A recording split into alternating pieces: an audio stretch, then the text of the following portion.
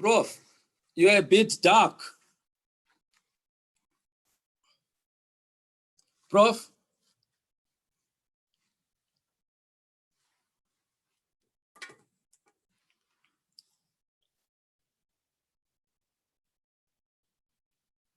Prof?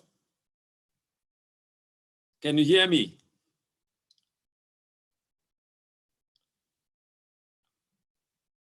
Prof?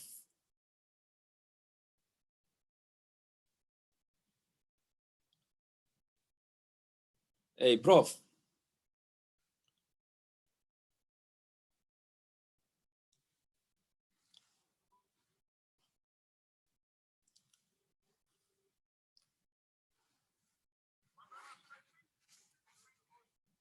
Yeah, join audio so that we can be able to hear each other. Yeah.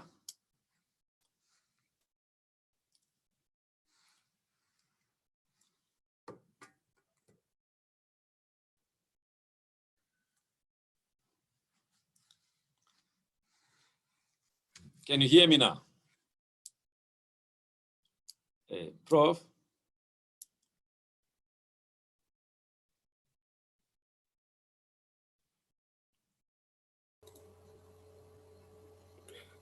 Can you hear me? Yes, now I can hear you. Fantastic. Yes, but you know what? Can you find a different angle? There's Okay. a light It's that's brighter. at the back. So maybe if the wall would be behind you rather than Okay. Yeah. Okay, let me move to the let me move there. You want it brighter? No.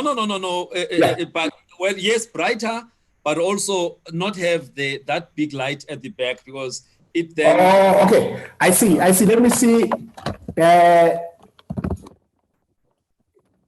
Is this okay? The mirror, the mirror. Okay. So yeah. Is it okay to have the? Just have a plain wall behind you. Just have a plain wall, or if you close those curtains, let's see if you close the curtains.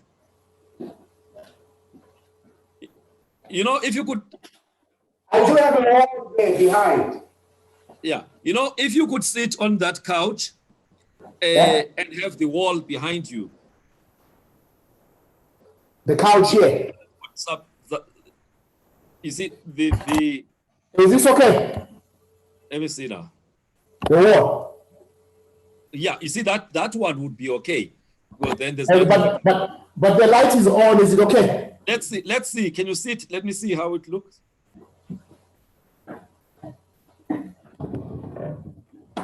Perfect. Is it perfect? That okay. Much better. Much better, Prof. Much better. Yeah. We're on the roll. Yes. Yeah. Okay. Now that is, okay. Lift it up, lift it up a little bit. I don't know what you did. Can you just talk so that it can pick you up? Hello. All right. There's something that you did. Now, I want you to at least have a little bit of your upper part of the chest. So, okay. I don't know what you did, but it was perfect before, and then it. Like this. Or like this. Did you move forward or backwards? I don't know that you. I move forward. Okay, backwards a little bit. Can you move backwards? Should I move the computer closer? Make it forward a little bit. A little forward. Okay. A little away bit from you. Okay. All right. Again, just a little bit more. Backwards. Sure, it's going far now. Oh, okay. Is this okay? If you could sit, okay. No, that's fine, Prof. That one is okay. It's fine. Yeah, that's very fine. All right. Sure. I want you to be happy. Yes, no, I'm happy. I'm definitely happy. Right? Okay. We've got 10 minutes now, so you can meditate. So what I'll do, I'll just do something now. Yes. I just want to grab a cup of tea or something like that. And then you Is that can come okay? at 4 minutes. You can come. 4 minutes, yeah, I'll be there. I'll be there. I'll be okay. What time is it now? Okay, I'll come at five You've got two. yes. I'll come at Thank you, 5 2. Prof. Yeah. I Okay, just want Prof. to. Yeah. Okay. Thanks, man. Yeah. I just want to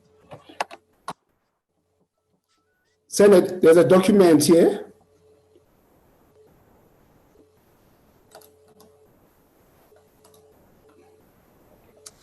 Okay.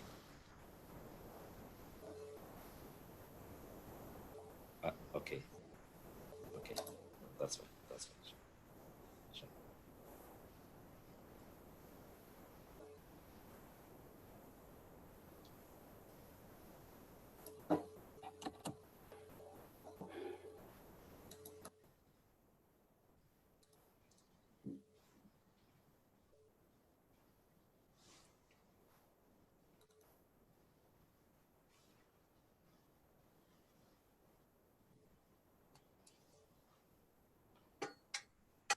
You can go and have your tea, Prof. Yeah. Okay.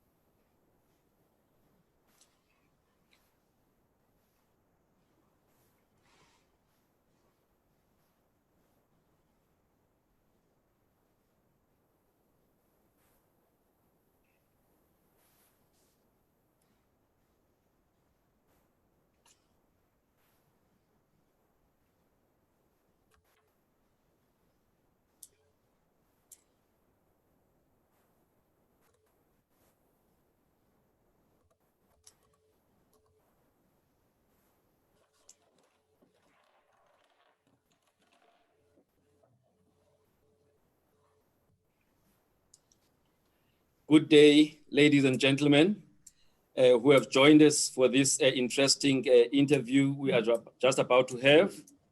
Joining us from the various social media platforms, Facebook, on YouTube, on Dr. Fundi platform.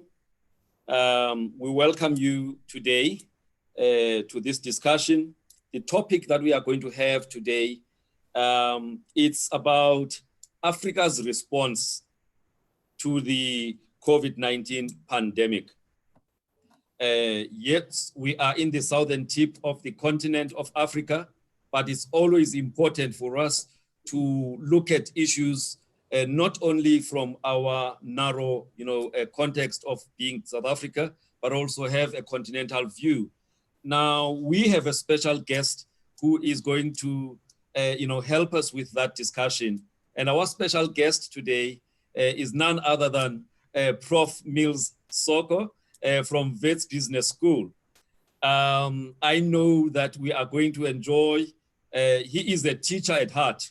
So when we have our conversation, he will definitely, leave you much more empowered than you were before you joined this interview.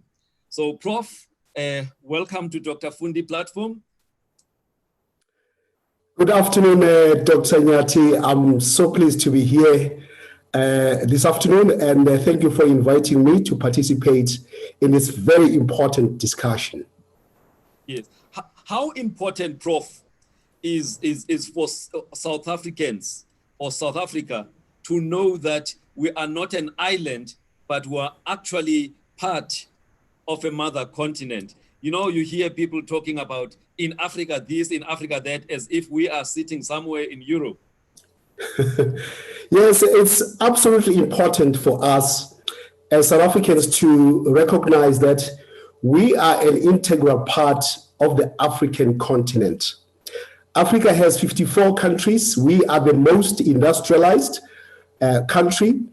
And we have been a democracy since 1994 when former President Nelson Mandela outlined his foreign policy for the first time. He stated that we are intrinsically linked to the African continent. Africa will not succeed without our involvement.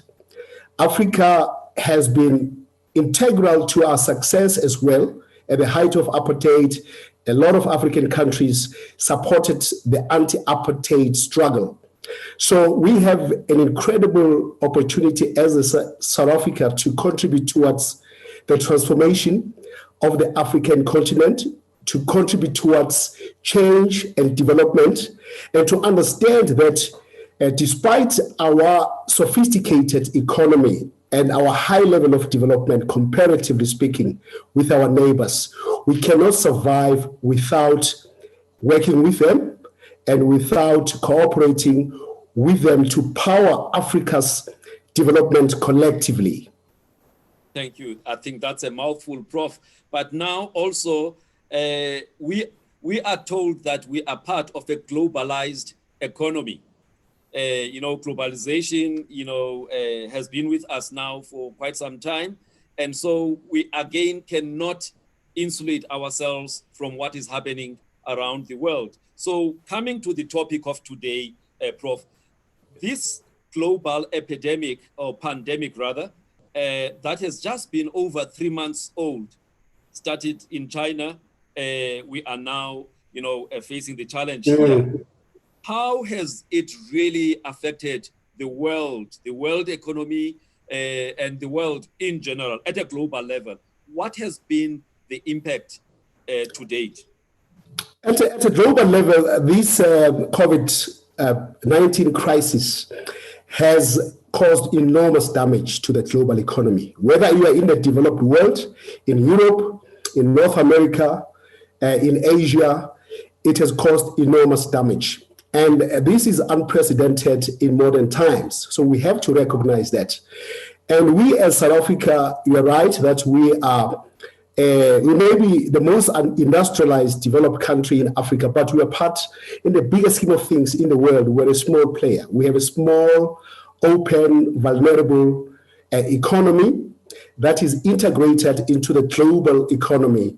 And we have seen how this has affected our economic performance, has also led to a slump in our economic performance and economic production. So we are an integral part of the world. The world is hurting, is suffering currently, and we are also suffering.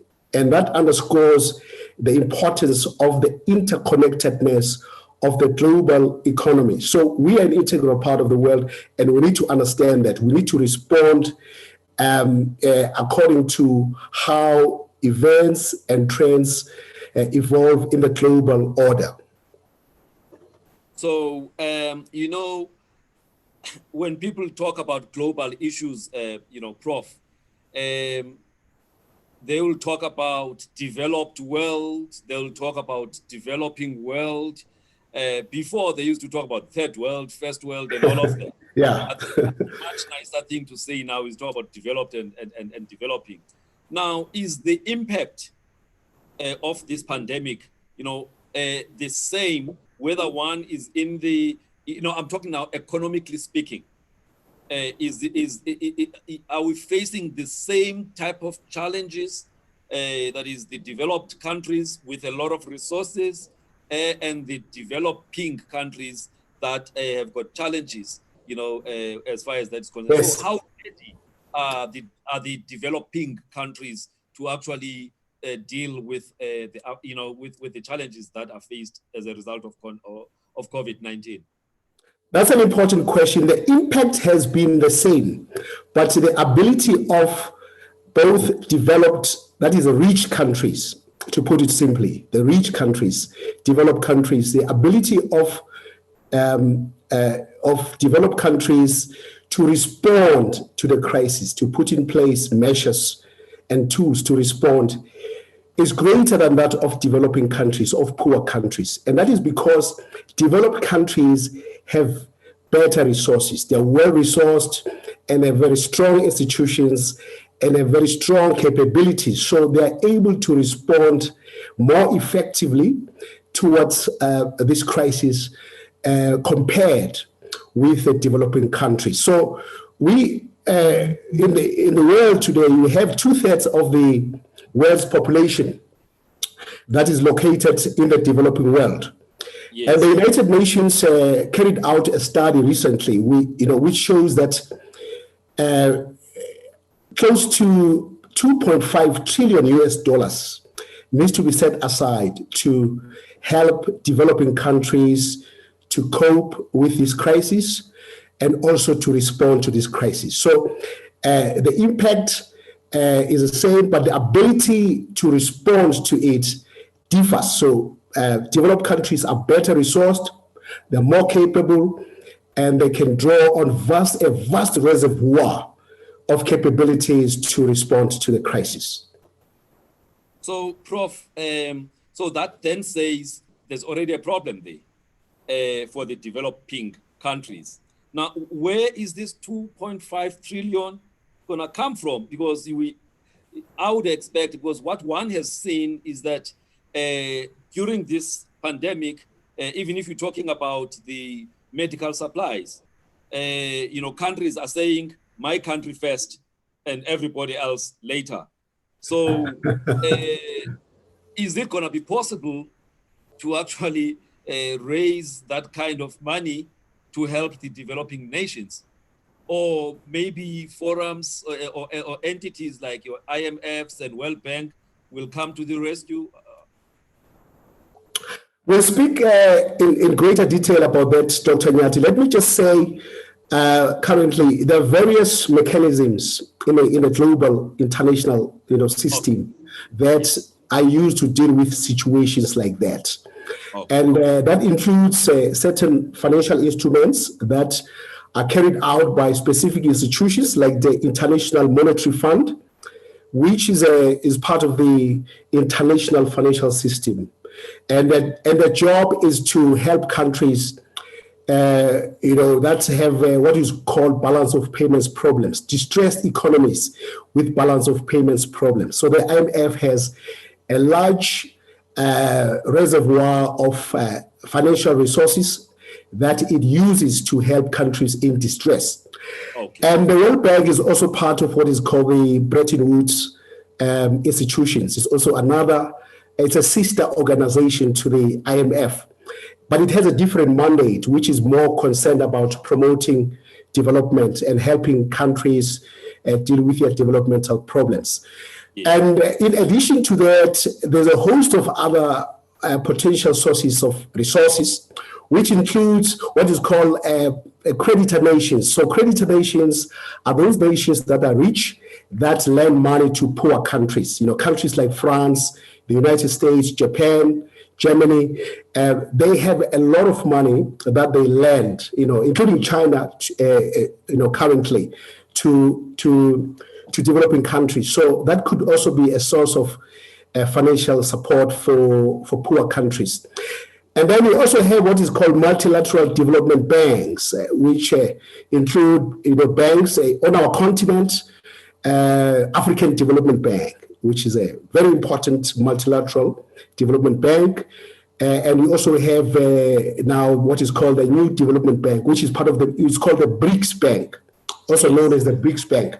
So there are various sources of financial support that can be tapped by poor countries to secure financial support. All right. But before now, because I want us to zoom into Africa soon, but before we do so, there are two questions I would like you to help me with. Of course. Yeah. We had, I'm saying the world had, a global economic crisis around 2008, 2009, which created a lot of trouble. How does this current challenge compare to, what happened in 2008, 2009? Are we actually facing more challenges in terms of the global economy now compared to what happened, in 2008, 2009? Yes, that's an important question. There are certain commonalities, similarities, but there are also differences between what happened in 2008, 2009, and what is happening currently. So the scale of the crisis and the impact of the crisis, they differ. 2008, 2009 was a significant event, which brought the global economy to a standstill. There are certain things that happened then, which are also happening now. The loss of export earnings because of loss in revenues, export revenues, commodity revenues declining because production has stopped and countries are not exporting anything, whether it's gold, whether it's iron ore, whether it's diamonds. That has stopped in most countries, so that is not happening. But that also includes agriculture. Trade has been constrained, it has been restricted.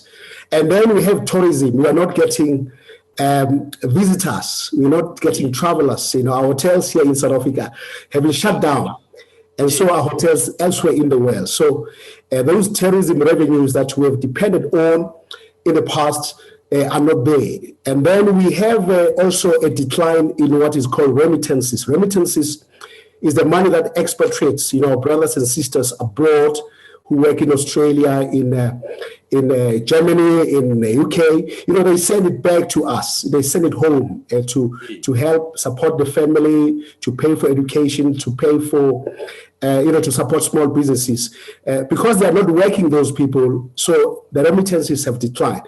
So there are commonalities there between what happened in 2008 and 9 and what is happening now. But the difference is in terms of the impact. And when you quantify that, according to the United Nations, the report which was published, recently, it shows that, portfolio outflows, that is the money that leaves our shores, capital flight, in this crisis, they far exceed those that we experienced during the 2008-2009 financial crisis. So the figure here is that,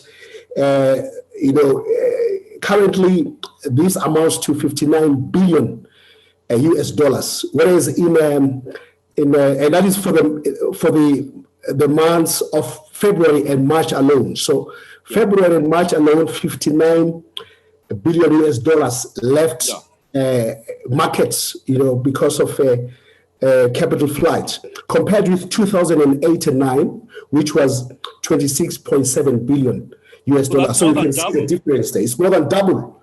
Just shows how the significant impact that this has had on the global economy. Yes, yeah. Oh, all right. Can we zoom into Africa with the picture that you've just given, Prof? Yes.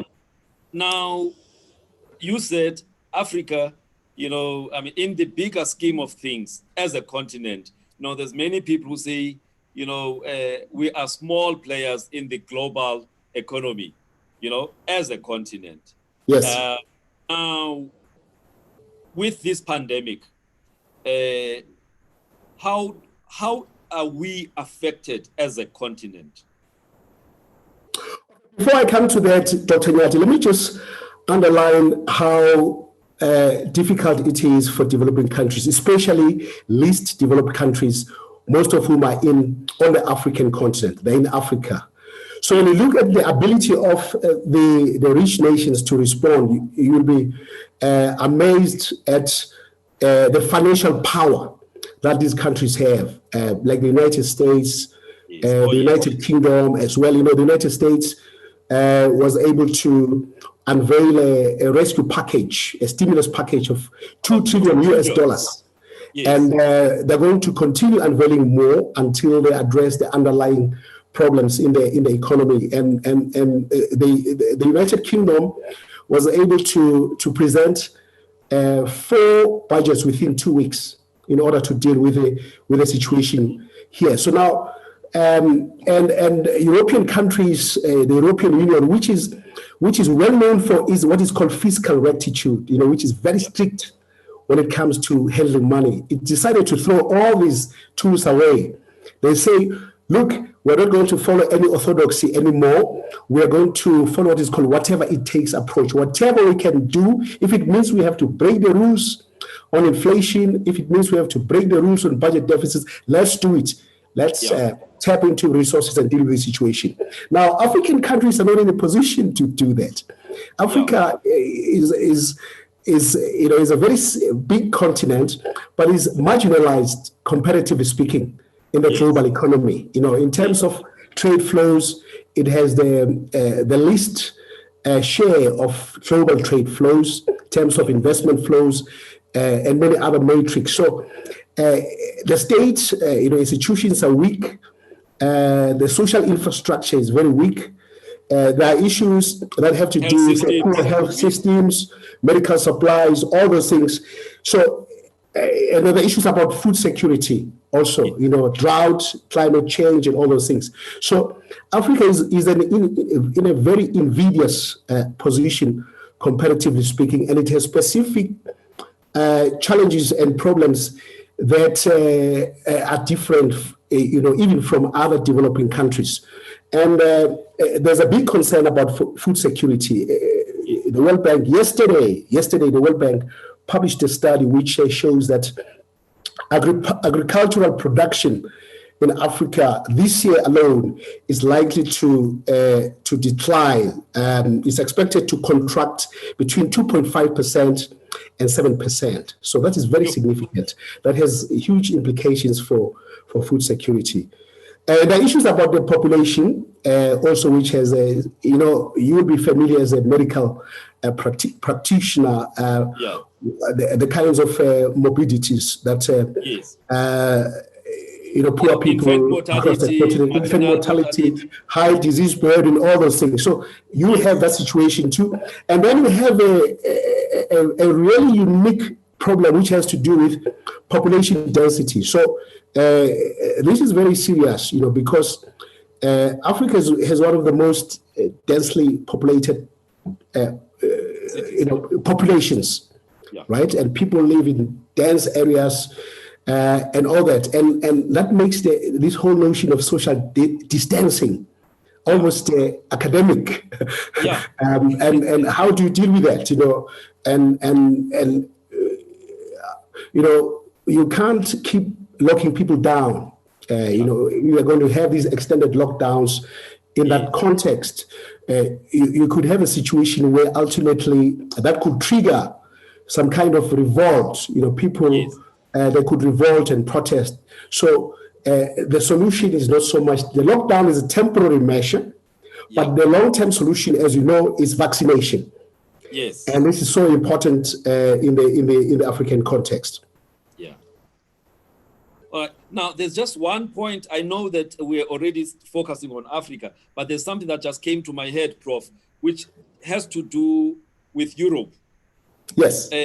Yes. In the last few days, we have seen different approaches to this pandemic, amongst the European countries. The southern type of countries in Europe, your Spain, France, and Italy, that are the most hard hit, have serious challenges as we track every day the deaths and everything that's happening there. And the northern, kind of countries, your Germany, your Netherlands, and others, they've had a different approach as well. And then even far, north like Sweden, they have not even implemented any lockdown. They want everybody to get immunity to this thing, even if it means some casualties along the way. Now, when you look at the two, the north and the south, what have you seen? Has there been, because they're supposed to be working together, as that common EU of 27 countries, what have you seen there? In relation to have they managed to come to the rescue of the Southerners? That's an important point. This crisis, with respect to the European Union, it has really tested the resolve of the European Union. It has also exposed divisions within the Union itself, the regional bloc. So the EU has 27 member countries, and we've seen in the last week the finance ministers from these countries caught up in a standoff over a financial rescue package that had to be agreed to assist the worst hit countries, notably Spain and Italy. So they could not agree on a package. They were only able to find a solution yesterday when the finance ministers met, and now they've agreed. But at the heart of the problem is the differences. The northern countries like the Netherlands and Germany feel that countries like Italy, and there's a history to this. They feel that countries like Italy and Greece and Spain are wasteful. They squander fiscal resources that come from Brussels, because the European Union provides financial resources based on a specific formula to all its member states. But there has been a perception that Spain, Italy, Greece, Portugal, they waste money. So the reason for this disagreement, this standoff, can be traced to that. And the Netherlands was very emphatic in particular. They didn't want to budge on this. They said if Spain wants to roll out, the EU to roll out what is called Corona bonds. In other words, they take debt and they're all jointly liable. The Netherlands would not have that. And its argument was that there has to be individual debt. Each country must take responsibility for its own debt. And that is based on this history of perceiving these countries as being wasteful. Having said so, the crisis has also had a huge impact on the key countries, especially France and Germany. France and Germany are the driving force, the motor of progress within the EU. Historically, they've driven the integration process. They've launched new initiatives, but they're also under immense pressure and experiencing currently a recession. So that has led to a situation where each country now has, instead of acting in a unified and concerted fashion, as the EU has always done, each country now has decided to pursue what is called beggar thy neighbor policies, to take care of itself, right? Prioritize its interests at the expense of other countries. So we saw how Italy feels betrayed. Italy feels betrayed by the European Union, especially Germany and France. It feels that it had to fend for itself.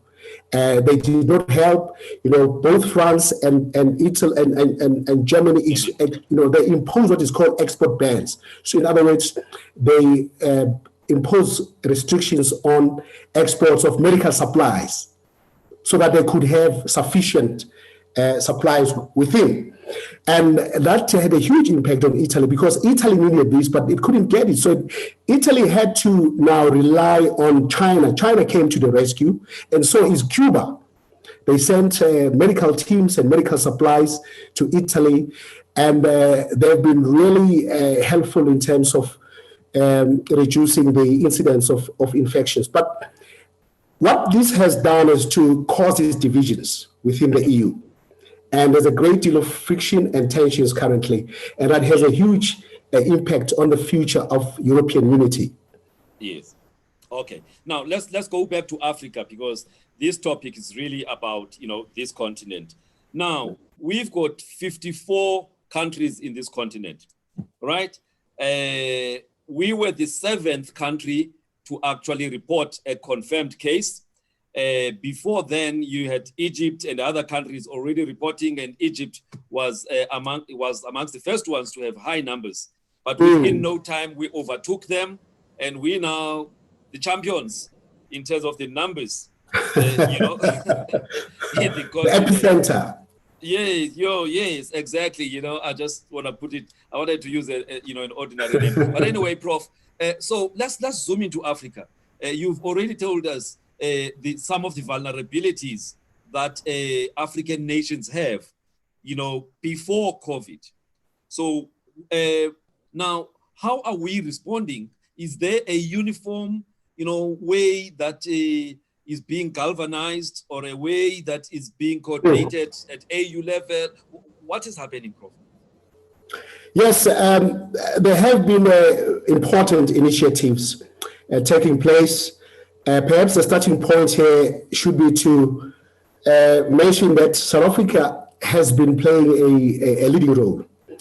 And that has been based on its position as current chairperson of the African Union. So President Ramaphosa is the chairperson of the African Union. And also South Africa is in a unique position that it's the only African country that is a member of the G20 countries.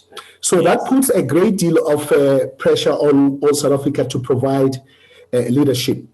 And President Ramaphosa recently he convened a teleconference meeting with several heads of state, African heads of state, including President Kagame of Rwanda, President Al-Sisi of Egypt, Mnangagwa from Zimbabwe, and many other countries. But they also had representatives from abroad, including those from the World Health Organization, from the CDC, which is a Center for Disease Control and Prevention in Africa, as well as one foreign head of state who was President Macron from Emmanuel Macron from France. From France, yes. Yes, he was the only foreign leader who participated in that meeting, and that meeting was designed to develop a common platform, a coherent common platform for Africa to respond,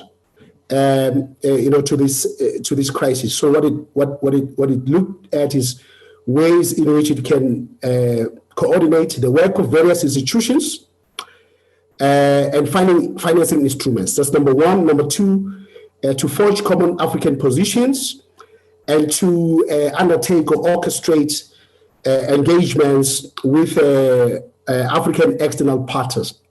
In other words, external actors such as the World Bank and the IMF, and also bilateral partners.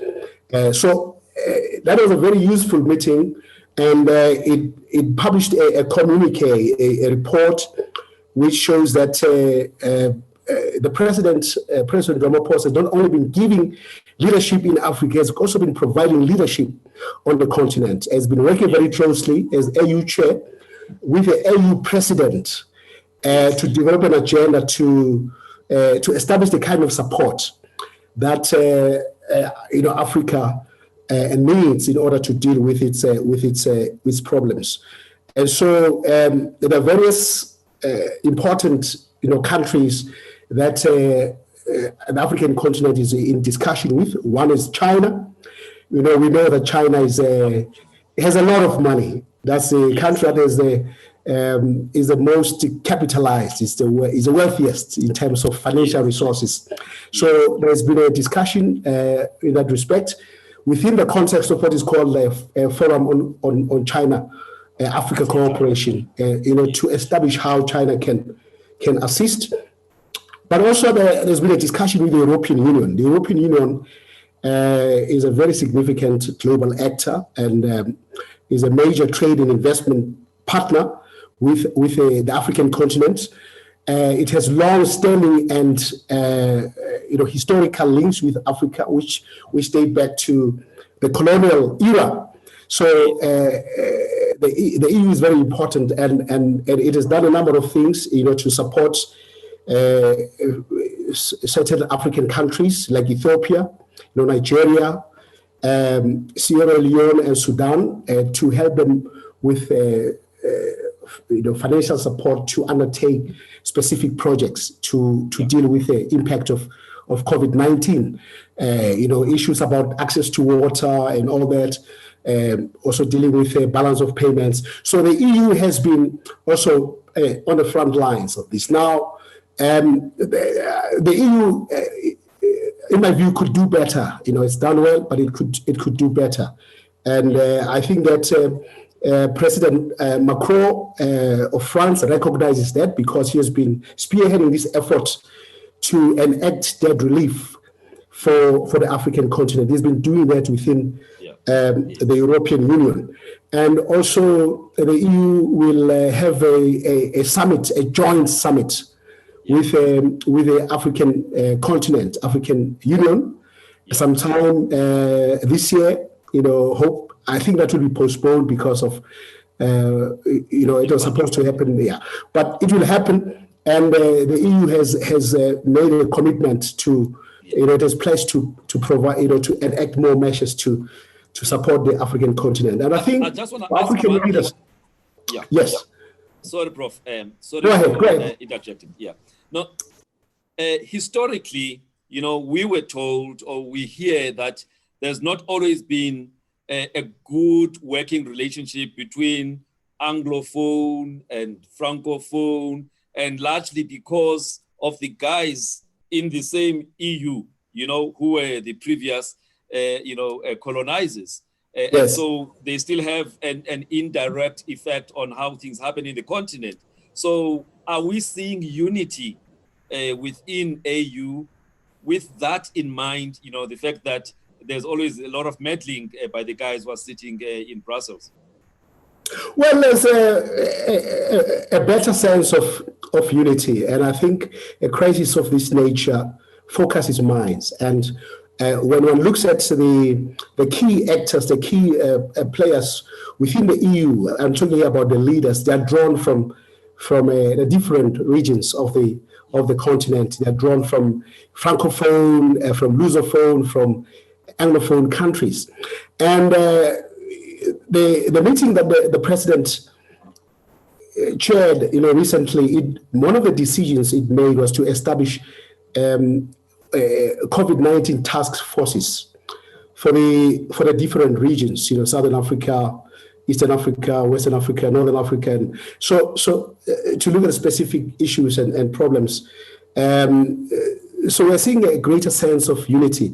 There'll always be those tensions, when there is no pressure. Africa is a very vast continent with, cultural differences, linguistic differences, historical, differences. And it's a continent that is where its populations don't know each other as well as Europeans, for example, know each other. So, because of the restrictions in the movement of people. So there is very little movement of people across the African continent for all sorts of reasons. So That's work in progress, just to be worked on. But I think that what South Africa and President Ramaphosa has done has been to adopt and to pursue an inclusive approach based on the collective interest of the continent, not on individual or parochial interests of each country. Yes. Now you've seen the emergence of somebody like Paul Kagame, as in the African continent, driving a lot of things. In fact, at some point it just looked like we were just following. He does this, he does this, he goes for a lockdown, and we're like, okay, when it's going to happen here? So his role in the continent, yes, especially during this crisis. Yes. That's an important question. Before I talk about President Kagame, I just wanted to highlight another country, a developed country that could play an important role in supporting Africa. That is the United Kingdom. Yes. The United Kingdom is pursuing a foreign policy based on what is called Global Britain, and they've made all sorts of commitments, to support the African continent, building on the work that was done by former Prime Minister Tony Blair, who championed Africa's development and organized in 2005 what was called a Glen Eagles Summit of the G8, and those countries made they pledged significant amounts of financial resources to support the African continent. I think that Prime Minister Boris Johnson hopefully will get better soon. It's something that needs to be. He's no longer in the ICU, but he's still in hospital. But to come back to a point about Kagame.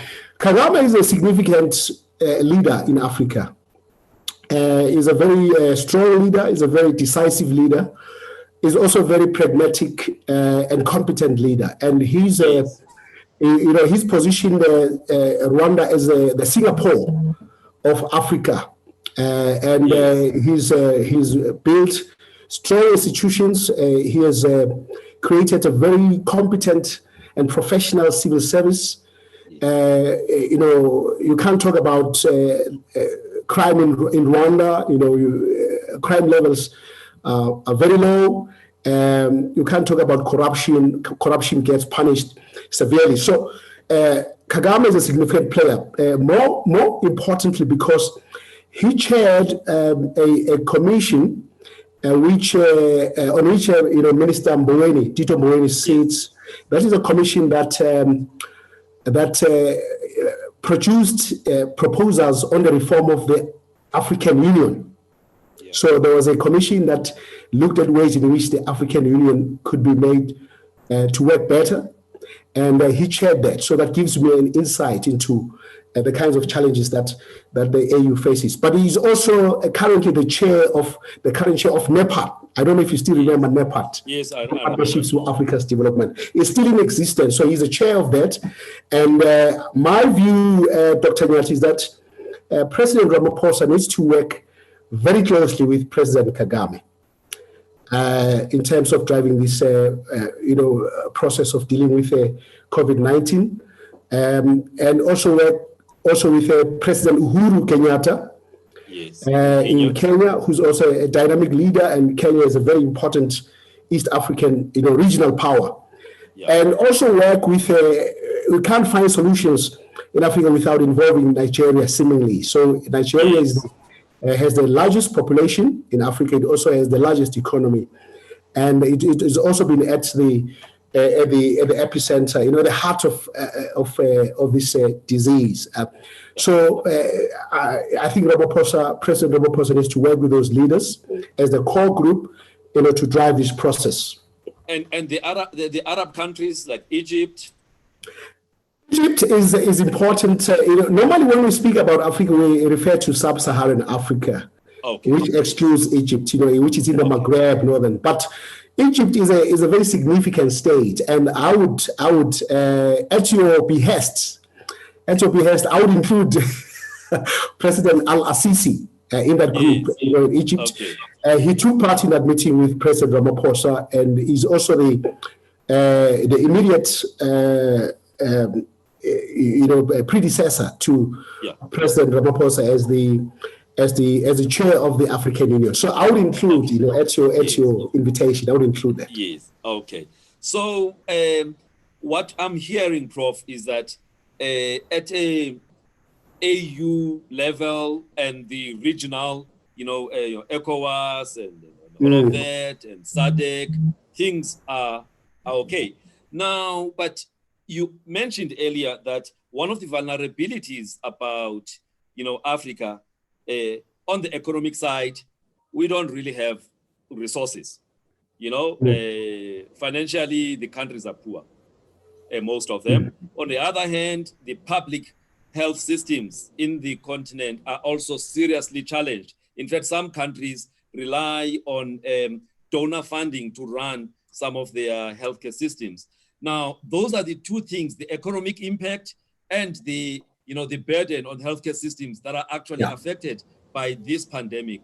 So, how do you see things, unfolding, especially that most of the sub-Saharan Africa is actually, going into winter, and there is a worry that with the continent becoming more colder, especially lower down, that's the type of environment that viruses tend to enjoy better. Not that when it's warmer it doesn't.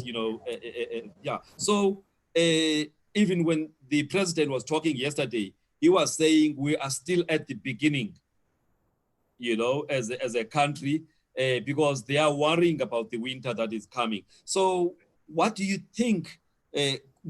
Could we be in a situation like Italy, where it is just out of control only because we didn't have the resources to be able to withstand a lockdown from an economic point of view? But on the other hand, that becomes a problem because the health systems will not be able to cope. So I just wanted your thoughts around it. I think the key issue here is to recognize the importance of having a continental strategy. We've had this problem in Africa where we engage with external partners in an ad hoc basis. And that has been the case with China. It has been the case with other external partners. And that has had an adverse effect, on our ability to engage effectively with the world on beneficial terms. So we need a continental strategy with respect to COVID-19. It's a crisis, but it could be transformed into an opportunity. And what we need to look at is how dealing with this current crisis could lead to a catalyst for post COVID-19 recovery for the wider African continent. That is very important. So this is not something that is about now or immediate term, but it's about the future. How do we work out in ways in which we can transform the whole political economy using this crisis as a trigger. But we need a strategy to do that. And I'm under the impression, I don't know how far the President Ramaphosa and his colleagues have gone in terms of developing that. But we can't have that. We can't have any effective without that. Yes. So this is a very important issue. Africa has big countries, small countries, littoral countries, landlocked countries, different languages. Some countries are more developed than others, so the strategy needs to take that into account. Yeah. And I shared a statistic yesterday, Dr. Nyati, some statistics. When you look at a country like the Central African Republic, yes, it's really shocking to learn that the Central African Republic, which has a population of 5 million people. That's just the size of Joburg. Yes. Yeah. They have even little. Yeah. They have 3 ventilators. The whole country has 3 ventilators, right? And then we have a country like Sierra Leone, which has 18 ventilators for a population of 19 million people. And then we have other countries. So I was just looking at all these statistics just to underline the gravity of the problem, the gravity of the vulnerability. So when you talk about Italy and how Italy, with its developed infrastructure and medical facilities and all that, could be hammered so badly by this virus. What about a vulnerable continent such as South Africa, with so many exposed, poor countries like that? So the strategy needs to take that into account. Yes. Now, we have we don't have the resources. We should not fool ourselves. We are capital poor. We are wealthy beneath the soil. We have a lot of wealth beneath the soil. Raw material. Yeah. And raw material. So we're very wealthy, but we don't have that right now tangibly. So we need to secure those resources. And I'm not sure if we have the privilege, or the prerogative to decide, and to prescribe where we should get this. Yeah. Right? So we should approach as many institutions as possible that have the money, and take advantage of that, capitalize on that. Now, the IMF announced last week that it has up to $1 trillion US. Yes. $1 trillion US, a war chest of such magnitude, and it has already started dispensing these to countries that have approached it for support. One of those countries is Kenya in Africa, and another one is Rwanda. So Kenya received Rwanda, yes. Kenya received $50 million US this week from the IMF to support the country to deal with the effects of COVID-19. And Rwanda received $109 million US from the World Bank to help the country to deal with some of the effects of the crisis there. So these are countries which have been proactive and are doing that. And we also read a report recently, yesterday to be precise, also in the Financial Times, there was a report that about 14 Latin American and Caribbean countries also approached the IMF for what is called emergency facilities to help them, deal with the shocks of the economic crisis, amounting to $4.4 billion US. So this is what countries are doing. Now, there are, somebody will say, and we have this ideological debate in South Africa, Dr. Nyati, where you have sworn enemies and critics of the IMF and the World Bank, and based on the history of these organizations. I was about to ask you that question. That, what are the strings attached to these monies? Because, we know in years gone by, the structural adjustment programs that actually caused a lot of hardship, and lack of maneuverability, by the countries like that. Yeah. Of course, it's important to accept that there's a history to this, and these international financial institutions in the past have implemented policies that have impoverished already poor African countries. So when African countries in the 1970s and 1980s and early 1990s approached these institutions for help, these institutions would say, especially the IMF, okay, you want a loan, we'll give it to you on condition that you do the following. That is what is called structural adjustment policies. So on condition that you eliminate price controls, you privatize national industries, you reduce your budget deficit, you stop school feeding schemes and all those things. So there are conditions that were imposed, which ultimately, in the long term, exacerbated the problems that these countries were experiencing. But it's important to understand that the IMF and the World Bank of today is not the IMF and the World Bank of 1970 or 1980. So when you look at their mandates and you look at what they've done and they're trying to do, and also in terms of incorporating criticisms from developing countries and also getting feedback from developing countries, direct feedback, there have been changes. There's still more to do, but there have been changes. So you can't criticize these institutions today on the basis of the criticisms that you leveled at them in 1970. That is problematic. I'll just give you one example, Dr. Nyati. In the 1970s, 80s, you did not have what is called a resident, World Bank, institutions. So you'll have a branch, a chapter, World Bank chapter in South Africa. They used to sit in Washington, work out these models. They didn't have to interact with anyone, and they'll implement policies. But today you have a resident mission in Pretoria, which has a very close understanding, is close to the action, understands what's happening in Pretoria, in South Africa, and they report to the World Bank in Washington. The same applies to Lusaka. And so there have been changes. The important thing is, how do we bargain with these institutions, right? They have the money, and we are shareholders in these institutions. We have the right to access this money, right? But how do we bargain with these institutions? To go back to the issue of strategy, do we have a strategy to negotiate with these institutions? Right? A lot of African countries today receive a lot of loans from China. They're indebted to China. They don't go to the World Bank, they go to China. China gives them the money. But do they have the strategy to negotiate with China? That is a big question. They don't, most of them. Right? So my point is that we should not have a puritical argument.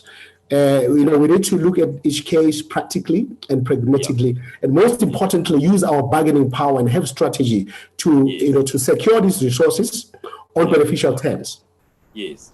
So you now have also African Development Bank. What role, if any, is it playing to try and assist during this pandemic? That is assisting, the African countries. I know it's a development bank, but I just want to know if there's any role that they are playing in assisting. The African Development Bank has been very active, Dr. Nyati. It's an important institution. It's very well capitalized. It's a cash flush, and it's been helping in several. Yes, Prof. Prof. Has been playing a very important part. Yes. Yeah. All right. So now there's also the initiative by our president to create a solidarity fund for the continent. Can you just expand on that? What is the big idea there? Is it likely to be able to attract the kind of monies that are required to assist, Well, I heard about that for the first time last night. I think this is an idea that seeks to replicate the Solidarity Fund in South Africa. I don't know how, what the mechanisms will be to structure it and so on. But the important point here is that when it comes to this is not just about receiving money from external partners. It's also about internally generated resources, and we need everybody who has the means, who can contribute. Yes. Right? Okay. And that includes the billionaires. I'm not sure if you're a billionaire, Dr. Nyati, but billionaires, and it's very good that we had Mr. Motsipe and the Ruperts and the Oppenheimers. There's a lot of billionaires in Nigeria who are even more wealthier than our billionaires here. So they need to pay. They can't just depend on foreigners. So they need to show through actions, meaningful actions, that they're part of this and they're committed to this cause. Yes. All right. As we are going towards a wrap, of our discussion, Prof, I just want us to just look at South Africa, the economic impact, and how we are actually dealing with this impact, both from a pandemic, the preventing loss of life. But on the other hand, there's the economic side of things. There was an extension yesterday. What's your view about that extension?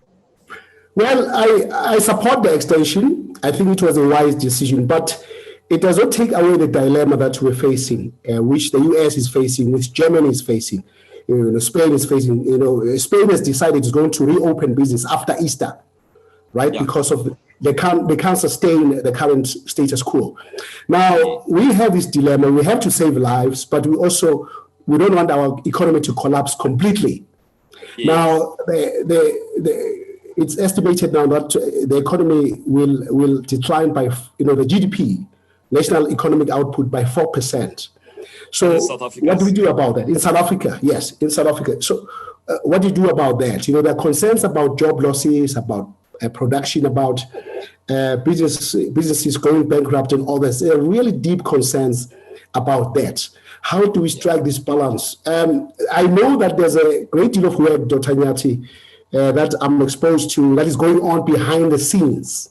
Yes. Behind the scenes research and modeling studies and all that have been done to look at how this economy can be turbocharged, it can be kickstarted. Yes. So the cabinet ministers who have commissioned studies happening as we speak, looking at different sectors in terms of how the economy can be kickstarted once everything has settled down. So there's this thing happening.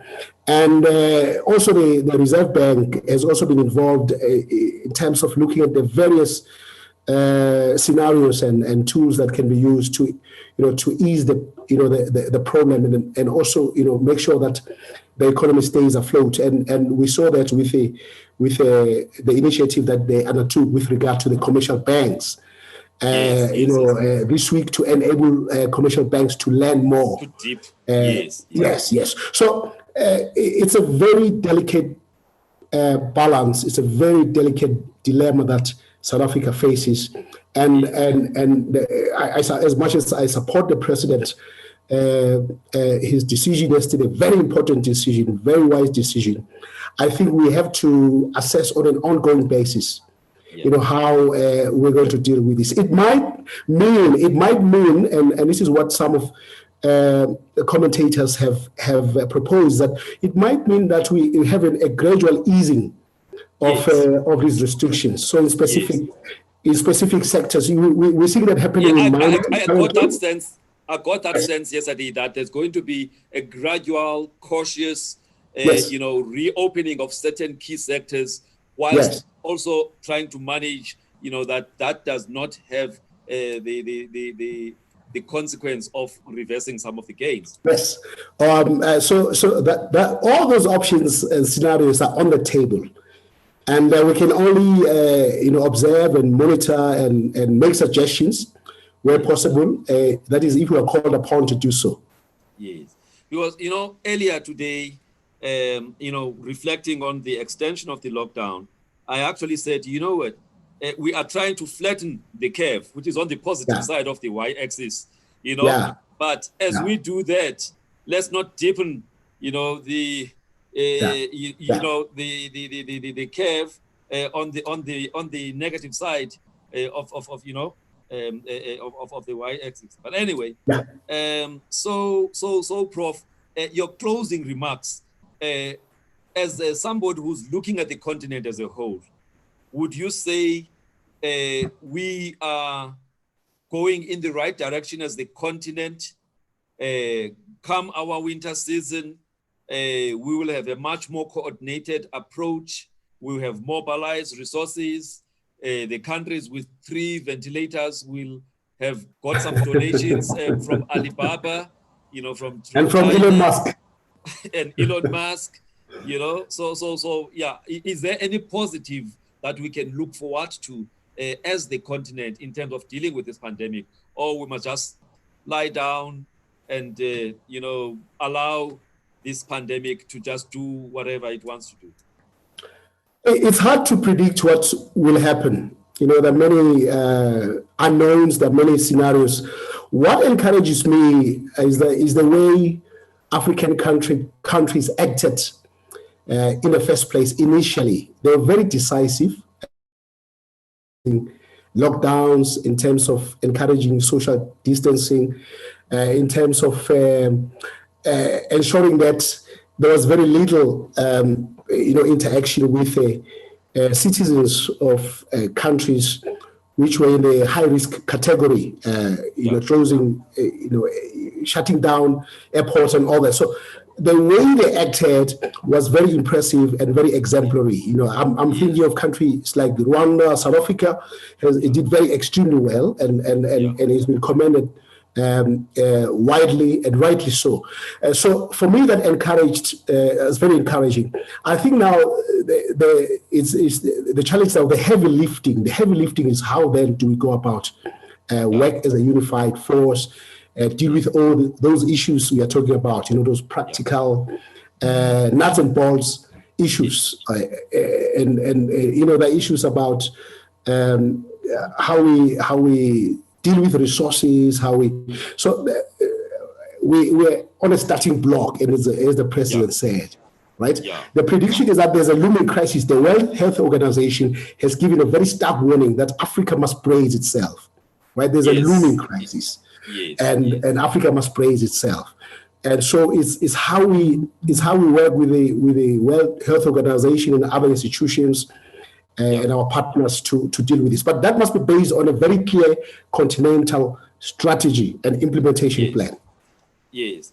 You keep on mentioning the issue of strategy, and it's interesting because even here at home, a lot of people were saying we need to have, this is before COVID, we need to have a strategy about how to deal with the state of our economy, which was already in ICU before COVID. Yes. And then obviously now I'm sure, we're still in a ventilator, critical but stable type of thing, Prof. If I may say something about that, I think we might as well be I think we're in the right position now to do things. Yes. This crisis provides that opportunity for us to act, to reinvent this country, to remodel it, and we should not have sacred cows about that. And the president has been hamstrung for too long, and because the governing party is so fractured and divided and directionless in many ways. That has prevented him from, leading with confidence. But I think this crisis has emboldened him. It has enhanced his political capital. He has a lot of political capital. If he was to stand for election tomorrow on his own, he would win. It would be a landslide, right? So how? The question is, how does he exploit this political capital? How does he act against ill discipline? We saw some ministers, I won't mention names, who have acted in a very ill-disciplined way. How does he deal with issues of corruption? How does he deal with issues of underperforming ministers? How does he deal with issues of the state-owned enterprise? He's got the political capital to do that, but it won't be there forever. Yes. So it might. The economy was in the ICU even before COVID. No doubt about that. But here is an incredible opportunity for us to revive this country, to remodel it. All right, Prof. So your closing remarks, is there anything else you'd like to say before we say goodbye to our viewers? I would like to say thank you very much, Dr. Nyati, for inviting me to participate in this important discussion. I hope that the viewers have found my contribution useful. We are in a very difficult situation globally, especially in Africa, and we need to pull together. And I also want to congratulate you on this important initiative. This is a fantastic demonstration of public service, in my view, and I encourage you to continue interacting with all the key social partners that we've been talking to in the last few weeks. Continue along this track. This is great, and we appreciate the service, and we are learning a lot from this. So thank you so much. We are grateful. Ngiyabonga, ndiyabulela. Ngiyabulela mhle. Ngiyalebuka. Yes, he's not there. Thank you. All right. Okay. To our viewers who've been with us for just over an hour, we thank you for joining us, and for also being patient as we went a little bit over the time that we had planned to use. And with Prof, we thought we'll do this thing in 35 minutes, but you know what? We actually had to get to an hour. But anyway, thank you to everybody who had joined us. Thank you, Prof. Thank you. It was very empowering for me. And the fact that we just didn't look at Africa on its own, we had a broader context of the globe, so that as we talk Africa and South Africa, at least we have that broader context. And I hope everybody benefited in one way or the other from the discussion. Goodbye to everybody, and goodbye to you, Prof. Thank you. All right. Sure. All right. All right.